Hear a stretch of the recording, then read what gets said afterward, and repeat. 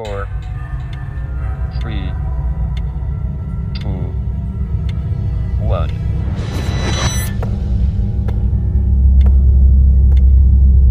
What a shame. I was hoping a future Miss Universe was going to step through the door. Stephen William Hawking sir की time travel party में कोई नहीं आया, पर question ये उठता है कि क्यों नहीं आया? तो क्या time travel in past possible ही नहीं है? और अगर पॉसिबल है तो क्या होगा जब हम पास्ट को चेंज करने की कोशिश करेंगे? मान लीजिए मेरी ये वीडियो देखने के बाद आपके अंदर एक लगन उठती है और आप मेरी इस वीडियो में बताई गई बातों का यूज़ करके एक ऐसी टाइम मशीन बना लेते हैं जो आपको पास्ट में ले जाए, और पास्ट में जाने के बाद आप मुझे ही मार देते हैं मेरी इस वीडियो बनाने से पहले। तो मैंने ये वीडियो बनाई कैसे हो? आप किस वीडियो को देखकर इंस्पायर हुए, या आपके दिमाग में आइडिया आया कहाँ से? आपने वैसे इस चीज़ के बारे में काफ़ी सारी चीज़ें पहले भी पढ़ी सुनी और डॉक्यूमेंट्रीज वगैरह देखी होंगी, मूवीज़ भी बहुत सारी देखी होंगी, पर मैं आपसे वादा करता हूँ कि कॉस्मिक अध्ययन को दिया हुआ ये थोड़ा सा समय आपका टाइम को देखने का नज़रिया ही बदल देगा।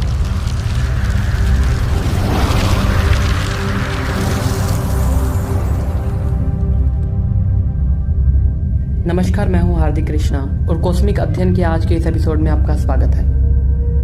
वैसे सर स्टीफन हॉकिंग की टाइम ट्रैवलर पार्टी में एक टाइम ट्रैवलर मौजूद था और वो थे खुद सर स्टीफन हॉकिंग। नहीं, मैं किसी कॉन्स्पिरेसी थ्योरी की बात नहीं कर रहा, बल्कि इस दुनिया में मौजूद हर इंसान पास्ट से फ्यूचर की ओर टाइम ट्रैवल ही तो कर रहा है। हम सबकी समय में डायरेक्शन तो सेम है, पर स्पीड सेम होनी जरूरी नहीं। ब्रह्मांड में मौजूद हर चीज़ डिफरेंट स्पीड से पास्ट से फ्यूचर की ओर जा रही है, और यही बात एल्बर्ट आइंस्टाइन की रिलेटिविटी ऑफ टाइम का बेस है।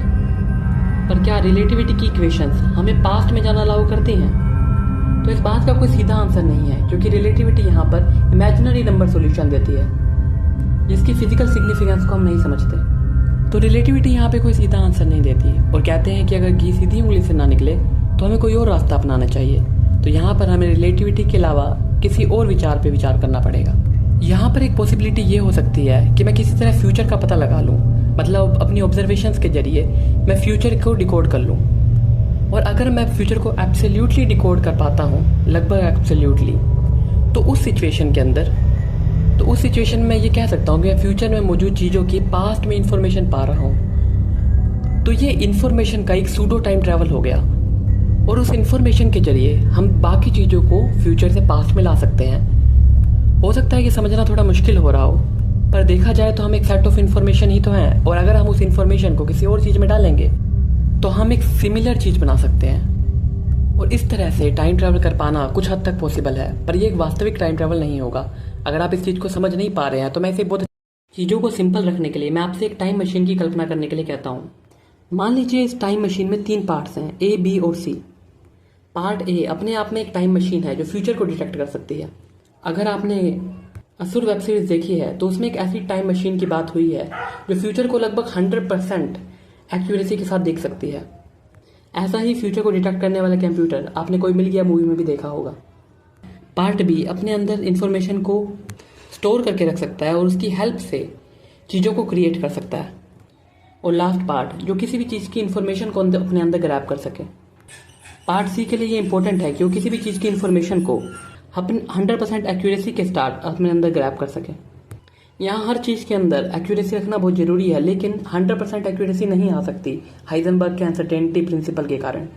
लेकिन फिर भी तकरीबन 100% एक्यूरेसी के साथ ही चीज़ों को वर्क करना होगा। अगर मैं डे 1 पर टाइम मशीन को ऑन करता हूँ तो पार्ट ए फ्यूचर को डिटेक्ट करने लग जाएगा, और अगर किसी दिन मैं टाइम मशीन के पास दोबारा आता हूँ और पार्ट सी की मदद से टाइम मशीन के अंदर अपनी इन्फॉर्मेशन दे देता हूँ, तो क्योंकि पार्ट ए फ्यूचर को डिटेक्ट कर सकता है तो उसे पता चल जाएगा कि मैं फ्यूचर के इस दिन इस टाइम मशीन के पास आऊँगा और पास्ट में जाने की इच्छा करूँगा। और तब पार्ट सी मेरी इन्फॉर्मेशन को रीड करेगा, और पार्ट ए जो फ्यूचर को देख सकता है वो इस इन्फॉर्मेशन को पास्ट में ही पता लगा लेगा, यानी डे 1 पर ही पता लगा लेगा अगर मैं 100th डे पर अपनी इन्फॉर्मेशन टाइम मशीन के साथ साझा करता हूँ। और अगर वो उस इन्फॉर्मेशन को पता लगा लेता है और ट्रांसफ़र कर दे पार्ट बी के पास, तो पार्ट बी मेरे 100 दिन बाद वाले हार्दिक की एकदम एग्जैक्ट कॉपी बना के क्रिएट कर देगा पास्ट में। जो 100th डे वाली हार्दिक की एग्जैक्ट कॉपी होगा, उसके शरीर में मौजूद इलेक्ट्रॉन्स की प्लेस तक से उनकी स्पिन की प्रॉपर्टी हर चीज़ को रीड कर एकदम एग्जैक्ट हार्दिक को तैयार कर देगा। तो ऐसी सिचुएशन में ये 100 डे वाले हार्दिक का एक पास्ट में टाइम ट्रैवल हो जाएगा। मान लीजिए कि फ्यूचर में मेरा बच्चा जो अभी तक पैदा ही नहीं हुआ वो उस टाइम मशीन के पास जाता है, तो वो टाइम मशीन उसकी इन्फॉर्मेशन को रीड कर लेगी और वही टाइम मशीन पास्ट में उस इन्फॉर्मेशन को रीड कर सकती है। मतलब जिस इन्फॉर्मेशन को फ्यूचर में पाएगी उसको पास्ट में बैठे बैठे ही रीड कर सकती है। तो ऐसी सिचुएशन में वो उस बच्चे को पास्ट में भेज देगी या फिर पास्ट में उसकी कॉपी तैयार कर देगी। इस चीज़ को और ज़्यादा रियलिस्टिक बनाने के लिए फ्यूचर वाले हार्दिक या हार्दिक के बेटे का अस्तित्व खत्म किया जा सकता है। यहाँ पर चीज़ें बूटस्ट्रैप पैराडॉक्स की तरह काम करेंगी। मतलब फ्यूचर में हो रहे इवेंट्स का पास्ट में हो रहे इवेंट्स पर प्रभाव पड़ेगा और उनका रिजल्ट ही हमें दिखाई देगा। पर यह किसी तरह का रियल टाइम ट्रैवल नहीं है, क्योंकि यहाँ पर सिर्फ समय को ऑब्जर्व किया जा रहा है या समय में जो चीज़ें आगे जा चुकी हैं उनकी इन्फॉर्मेशन को पास्ट में भेजा जा रहा है और वहाँ पर उन चीज़ों को क्रिएट किया जा रहा है। तो ये एक वास्तविक टाइम ट्रैवल नहीं है, इसलिए इस टाइम ट्रैवल को हम सूडो टाइम ट्रैवल कह सकते हैं।